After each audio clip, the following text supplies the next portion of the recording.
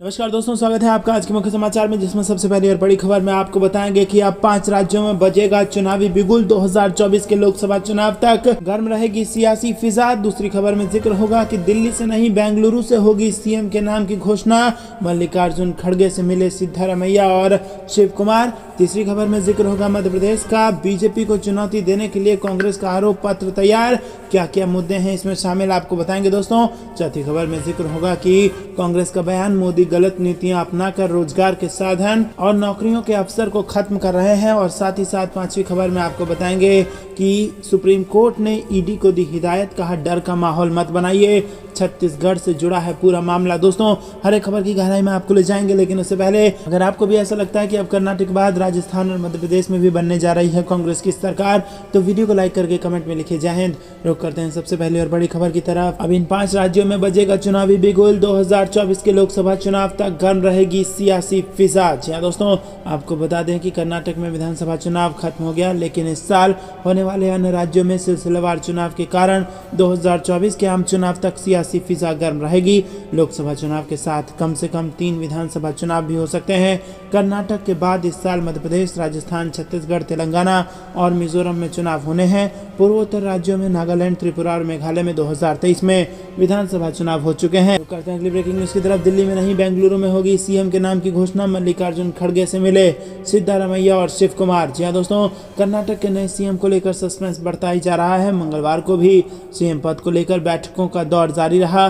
पूर्व सीएम सिद्धारमैया और प्रदेश कांग्रेस अध्यक्ष डीके शिव कुमार दिल्ली में मौजूद हैं और दोनों ही पार्टी अध्यक्ष मल्लिकार्जुन खड़गे से मुलाकात कर चुके हैं। पहले कहा जा रहा था कि मंगलवार शाम तक सीएम के नाम की घोषणा कर दी जाएगी, लेकिन अब सूत्रों ने बताया कि घोषणा नहीं होगी। सूत्रों के अनुसार सीएम के नाम का ऐलान अब किया जाएगा और ये ऐलान दिल्ली में नहीं बल्कि बेंगलुरु में किया जाएगा। रुक करते हैं अगली ब्रेकिंग न्यूज की तरफ। बीजेपी को चुनौती देने के लिए कांग्रेस का आरोप पत्र तैयार। क्या क्या है मुद्दे, इसमें आपको बता दो दोस्तों कि कर्नाटक के बाद अब सारा का सारा फोकस मध्य प्रदेश और राजस्थान में जाना है। कांग्रेस द्वारा मध्य प्रदेश में 12 जून से विजयी अभियान 2023 की शुरुआत की जा रही है। कांग्रेस का ये विजयी अभियान मध्य प्रदेश के सभी जिलों में जारी होगा। वहीं स्थानीय मुद्दों के माध्यम से लोगों को बीजेपी की कथनी और करनी बताई जाएगी।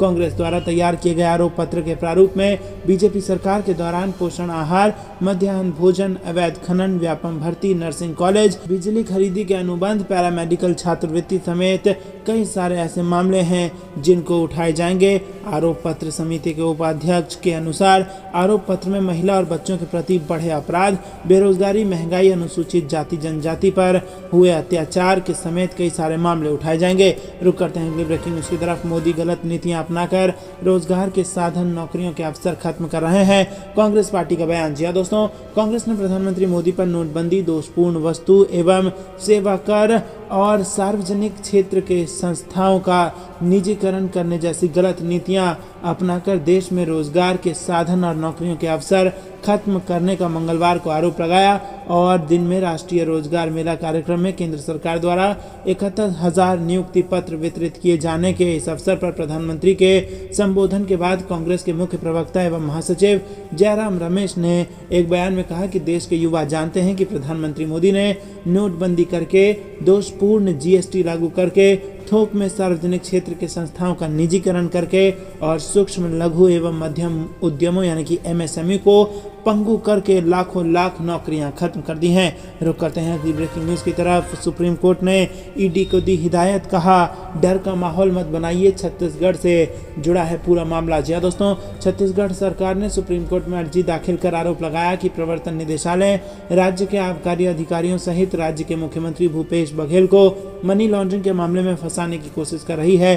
और इस मामले की सुनवाई करते हुए सुप्रीम कोर्ट ने ईडी को हिदायत दी कि वो डर का माहौल ना बनाए। सुप्रीम कोर्ट में छत्तीसगढ़ सरकार की ओर से पेश वरिष्ठ वकील कपिल सिब्बल ने दलील दी है कि राज्य के आबकारी विभाग से जुड़े बहुत से अधिकारियों ने शिकायत की है कि ईडी उन्हें और उनके परिजनों को गिरफ्तार करने तथा खुद मुख्यमंत्री को इस केस में फंसाने की धमकी दे रही है और इस वजह से अधिकारी आबकारी विभाग में काम करने को तैयार नहीं है। रुक करते हैं अगली ब्रेकिंग न्यूज की तरफ। कर्नाटक हार से बौखलाई भाजपा, पार्टी ने मांगा सभी सांसदों का रिपोर्ट कार्ड। जी हाँ दोस्तों, आपको बता दें कि कर्नाटक कर्नाटक में हुई करारी हार से बौखलाई भाजपा ने अपने सभी सांसदों का रिपोर्ट कार्ड मांगा है और सभी प्रदेश अध्यक्षों को 1 महीने के भीतर सभी सांसदों के लोकसभा क्षेत्रों में हुए कार्यों की समीक्षा कर एक रिपोर्ट पार्टी की केंद्रीय इकाई को देनी है। वहीं सांसदों का रिपोर्ट कार्ड उनके लोकसभा क्षेत्रों में केंद्र सरकार के द्वारा किए गए कल्याणकारी कार्यों की स्थिति, सांसदों की जनता के बीच लोकप्रियता, क्षेत्र में बिताए गए समय और सोशल मीडिया पर उनकी सक्रियता के आधार पर बनाया जाएगा। 2024 में टिकट बंटवारे के लिए बड़ा आधार बन सकता है और इसके पूर्व भी एक बार सांसदों और मंत्रियों से अपने अपने क्षेत्रों में हुए कार्यों की जानकारी मांगी गई थी। रुक करते हैं अगली ब्रेकिंग न्यूज की तरफ के चुनावी मूड में है सरकार। बैंकों के निजीकरण की प्रक्रिया पर धीरे धीरे ब्रेक, IDBI बैंक को लेकर आया ये अपडेट। जी हाँ दोस्तों, आपको बता दें कि अप्रैल मई 2024 में होने वाले आम चुनाव तक केंद्र सरकार की पब्लिक सेक्टर एंटरप्राइजेस के डिसइन्वेस्टमेंट को आगे बढ़ाने की कोई योजना नहीं है। वहीं वित्त मंत्रालय पहले पाइपलाइन में चल रहे कामों को पूरा करेगी और नए विनिवेश के बारे में समय आने पर उचित निर्णय लिया जाएगा।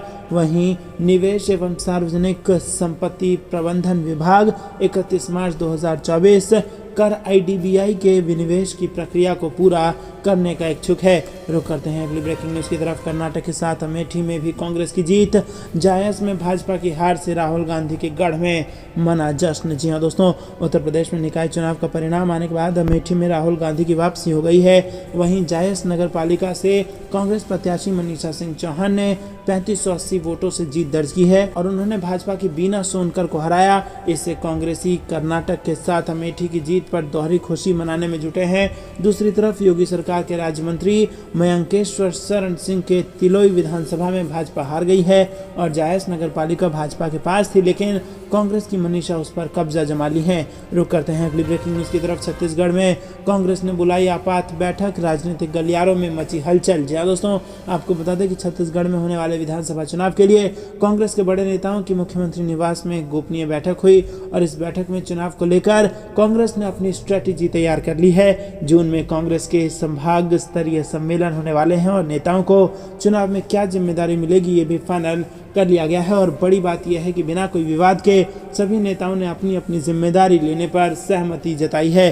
दोस्तों, रुक करते हैं अगली ब्रेकिंग न्यूज की तरफ। गुना से ज्योतिरादित्य सिंधिया के खिलाफ चुनाव लड़ने को दिग्विजय सिंह तैयार, रख दी ये शर्त। जी दोस्तों, मध्य प्रदेश में इस साल होने वाले विधानसभा चुनाव और अगले साल लोकसभा चुनाव को लेकर अभी से सियासी हलचल शुरू हो गई है और इस बीच मध्य प्रदेश के पूर्व मुख्यमंत्री दिग्विजय सिंह ने बड़ा ऐलान कर दिया है। उन्होंने कहा कि अगर कांग्रेस पार्टी आदेश देगी तो वो गुना लोकसभा में ज्योतिरादित्य सिंधिया के खिलाफ चुनाव लड़ने के लिए तैयार हैं। दोस्तों, आपको बता दें कि गुना को ज्योतिरादित्य सिंधिया का गढ़ माना जाता है और दिग्विजय सिंह ने सिंधिया के गढ़ से चुनावी मैदान में उतरने की इच्छा जताई है। वहीं कांग्रेस विधानसभा चुनाव में भी केंद्रीय मंत्री ज्योतिरादित्य सिंधिया के किले को भेदने की तैयारियों में जुट गई है। बता दें कि 2020 में ज्योतिरादित्य सिंधिया अपने 22 समर्थक विधायकों के साथ कांग्रेस छोड़कर बीजेपी में शामिल हो गए थे, जिससे कमलनाथ की सरकार गिर गई थी। दोस्तों, आपको बता दें कि दिग्विजय सिंह पिछले कुछ दिनों से ज्योतिरादित्य सिंधिया पर हमलावर हैं और हाल ही में कर्नाटक चुनाव के नतीजों पर उन्होंने एक सवाल के जवाब में सिंधिया पर तंज कसा था और पत्रकार ने दिग्विजय सिंह से सवाल किया था कि क्या कर्नाटक में ऑपरेशन लोटस चलेगा, तो इसका जवाब देते हुए दिग्विजय सिंह ने कहा था कि कर्नाटक में ऐसा नहीं होगा क्योंकि वहाँ कोई सिंधिया नहीं है, वहाँ मजबूत कांग्रेसी हैं। दोस्तों, ये थी दिन भर की सारी जरूरी और बड़ी खबरें। तक बने रहने के लिए बहुत बहुत धन्यवाद। जय हिंद, जय भारत।